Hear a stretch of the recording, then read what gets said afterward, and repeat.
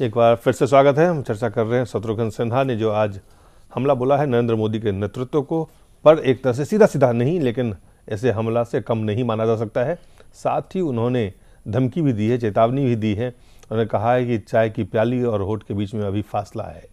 क्या मतलब है शत्रुघ्न सिन्हा बता सकते हैं बेहतर, लेकिन क्यों और क्या हो रहा है बीजेपी में। हमारे साथ हैं पुष्पेंद्र कुलश्रेष्ठ हैं, वरिष्ठ पत्रकार हैं, हरकेश बहादुर जी हैं, वरिष्ठ नेता है कांग्रेस पार्टी के।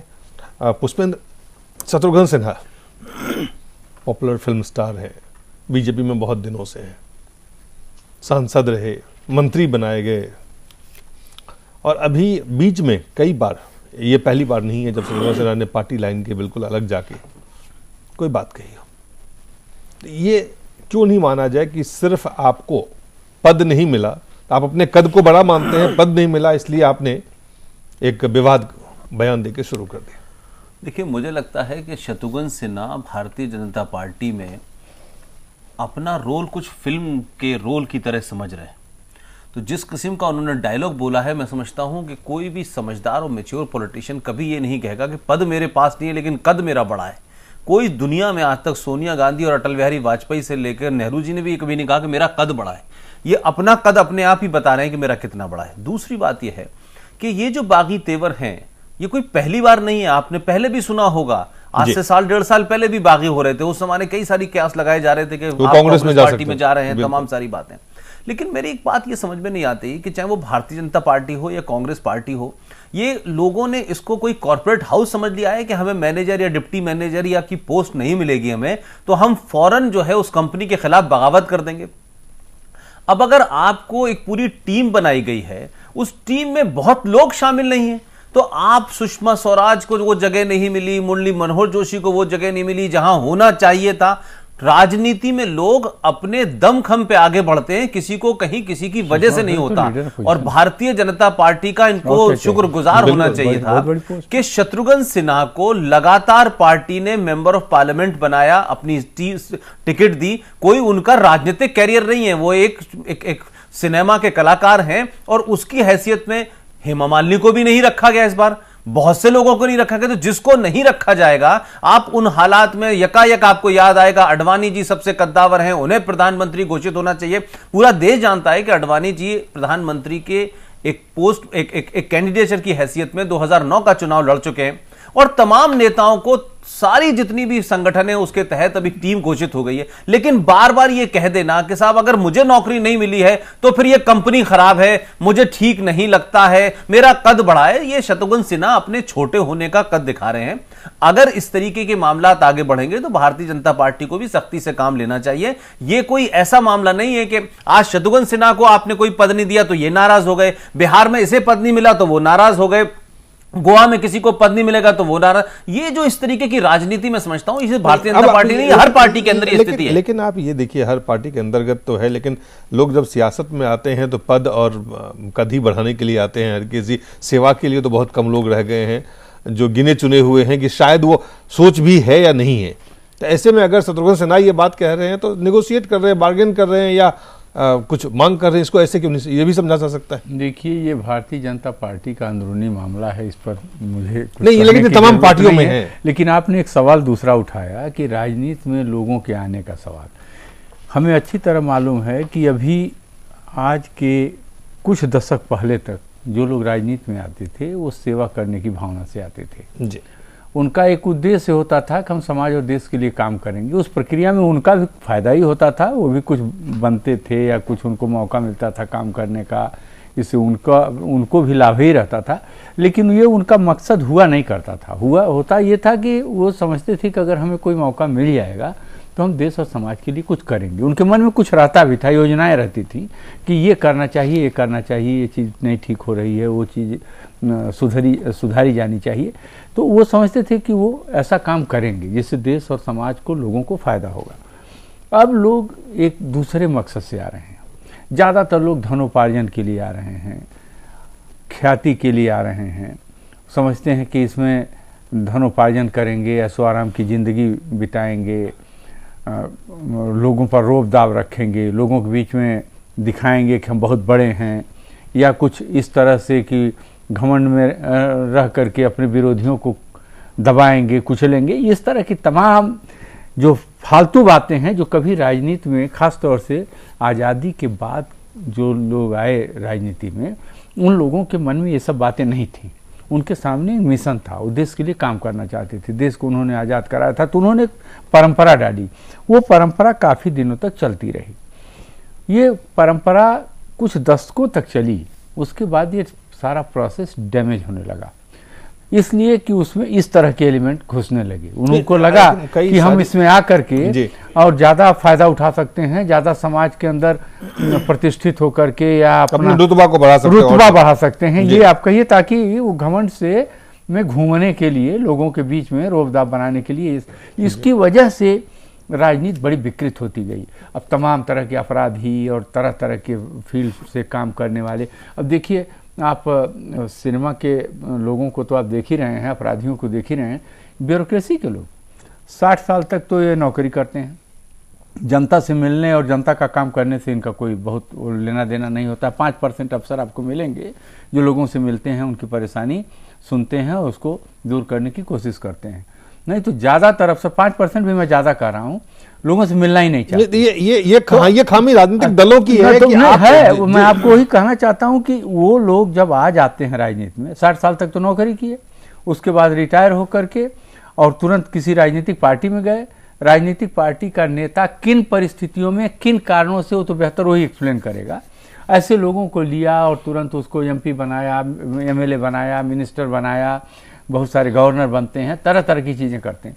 कुछ लोग हो सकता है कि उसमें यूजफुल हों, जिनको की चीज़ देना जरूरी हो, लेकिन आम तौर से जो ये सब प्रक्रियाएं चल रही हैं, ये राजनीति की पूरी व्यवस्था को पूरी तरह से बर्बाद कर रही हैं, दूषित कर दे रही हैं। जनता भी इसमें भागीदार हो जाती है। नेता जब उनको टिकट देते हैं पार्टी के लिए ही, आप देखिए जो पार्टी है शत्रुघ्न सिन्हा, जो पार्टी में आए, धर्मेंद्र आए, हेमा मालिनी आई, राज बब्बर आए, कई तरह की फिल्म स्टार, साउथ इंडिया में तो खैर कई सारे फिल्म स्टार ने तो मुख्यमंत्री की वजह से इनका जो शोहरत है उसकी वजह से भीड़ इकट्ठी हो जाती है। बहुत सारे फिल्म एक्टर्स को तो बुला बुला करके नेता जो है ले जाते हैं केवल इसलिए ताकि भीड़ इकट्ठा हो, भीड़ इकट्ठी हो, ताकि अपना ये बाद में अपना भाषण करे। वो भीड़ भाषण इनका सुनना ही नहीं चाहती। वो ज्यों ही वो हटा फिल्म एक्टर, त्यों ही वो भागने लगते हैं। ये जो शत्रुघ्न सिन्हा जी जो आज चेतावनी दे रहे थे पुष्पेंद्र, जिन बातों की आपने सीधे से अप्रत्यक्ष रूप से चेतावनी दे रहे थे, उसको कितना गंभीरता से, उन बातों में कोई गंभीरता है आपको? पॉलिटिकली अनर्गल बातें कर रहे थे, मैंने भी उनका सुना है, लेकिन अब ठीक है। देखिए बात जो बड़े भाई कह रहे हैं हरिकेश भाई कि देखिए ब्यूरोक्रेट्स जो हैं वो कैरियर ओरिएंटेड लोग हैं। फिल्म इंडस्ट्री में आप ये देखें कि जिसका सितारा बुलंदी पे है, जो फिल्मों के अंदर नंबर 1 है, वो राजनीति की तरफ मुंह नहीं कर रहा है। और हमारे राजनीतिक दलों की दिक्कत यह है कि उनको लगता है कि उनकी बात में न वो कशिश है, न वो उसमें कोई तथ्य है, लोग सुनना नहीं चाहते, उनको भीड़ इकट्ठी करने के लिए ये चेहरे चाहिए होते हैं।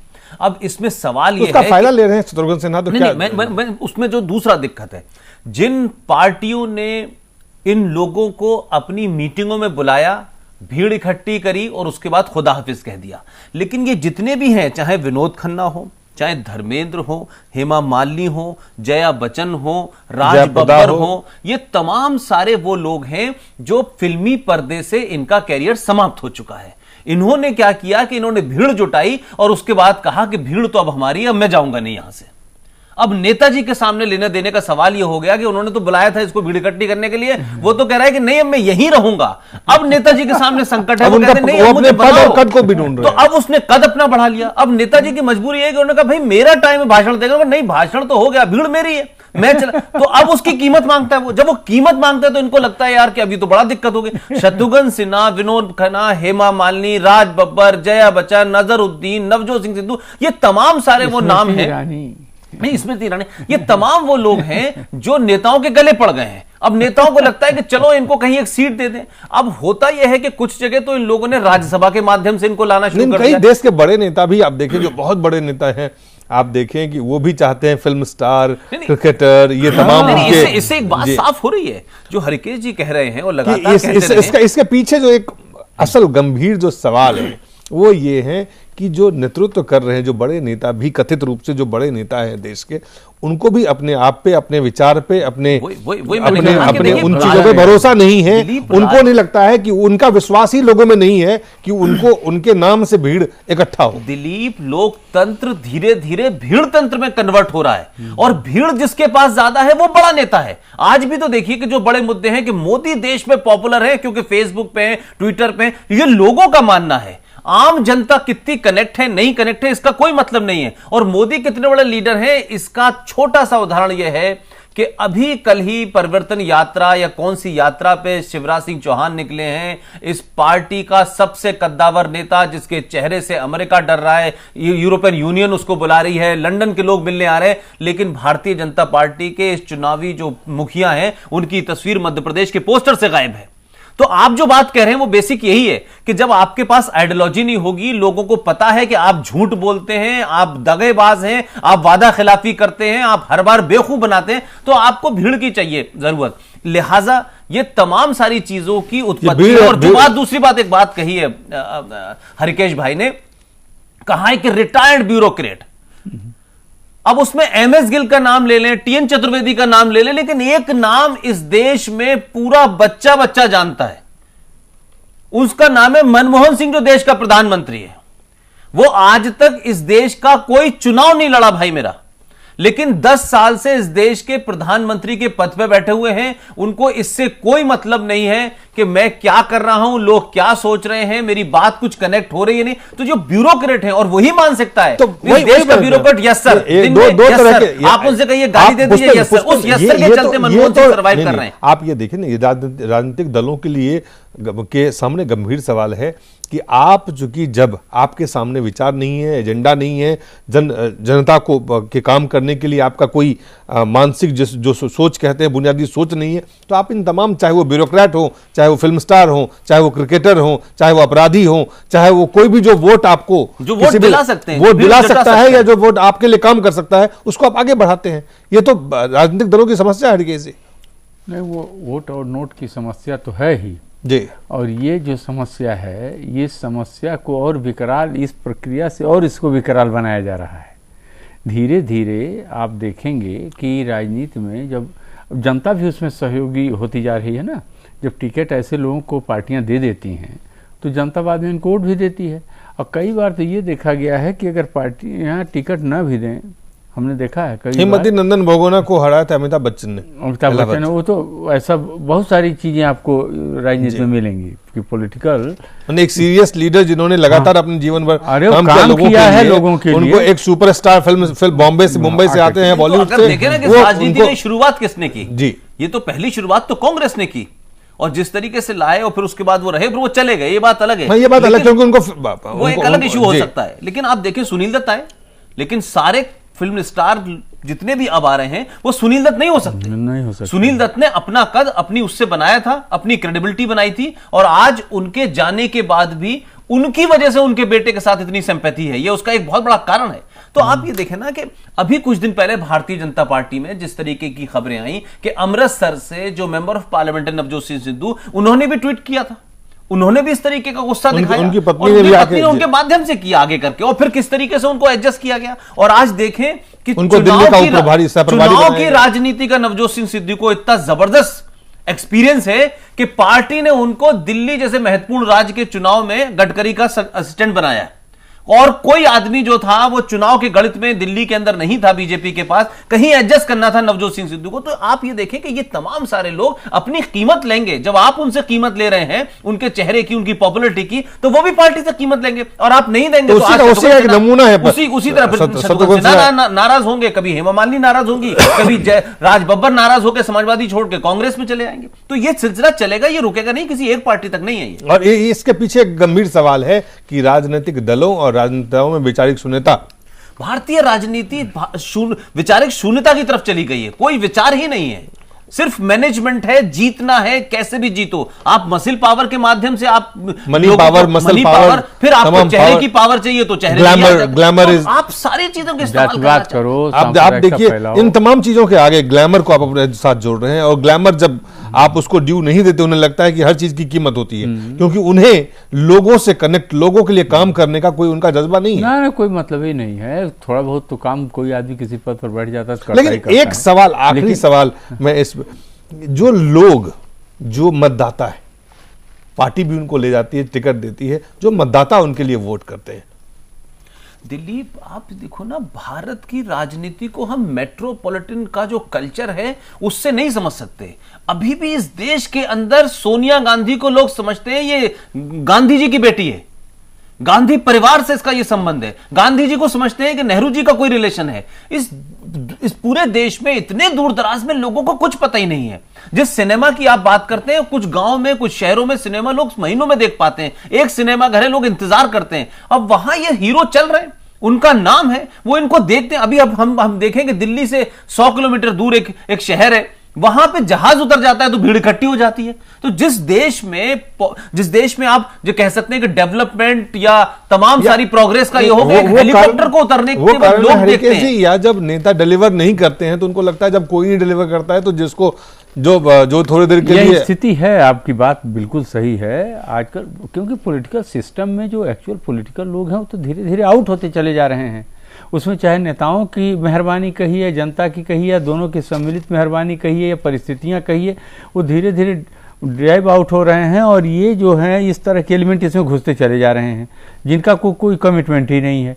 आज शत्रुघ्न सिन्हा की बात मैं भी सुन रहा था तो कई ऐसी बातें बोल रहे थे, जैसे सुषमा स्वराज के लिए उन्होंने एक बात कही कि सुषमा जी को जहाँ चाहिए वहाँ नहीं। मेरी समझ नहीं आए कहाँ चाहिए, कहाँ होना चाहिए था। वो जो अपोजिशन अपोजिशन है। कुछ ऐसा लग रहा है शत्रुघ्न सिन्हा के कहने से कि भारतीय जनता पार्टी की सरकार बन चुकी है और उन्हें प्रधानमंत्री होना चाहिए था, तो वो प्रधानमंत्री नहीं है तो कौन से पद पे होना चाहिए था ये नहीं बता पाए। लेकिन सिर्फ उन्होंने ये 10 नाम इसलिए लिए हैं ताकि वो ये दबाव बना पाए और इन लोगों के प्रति ये दिखा पाए कि देखिए मैं बाहर रह के आप ही की मदद कर रहा हूं, आप अंदर रह के नहीं बोल पा रहे, मैं बाहर रह के आपके जज्बात का इजहार कर रहा हूं। ये कुछ नहीं है, ये गिमिक है। अभी उनको कल कोई पद मिल जाएगा, परसों आडवाणी जी की उन्होंने बहुत तारीफ और आडवाणी जी की तारीफ इस वक्त यह है कि जिसको मोदी को गाली देनी है वो आडवाणी की खूब तारीफ करता है, वो भारतीय जनता पार्टी हो।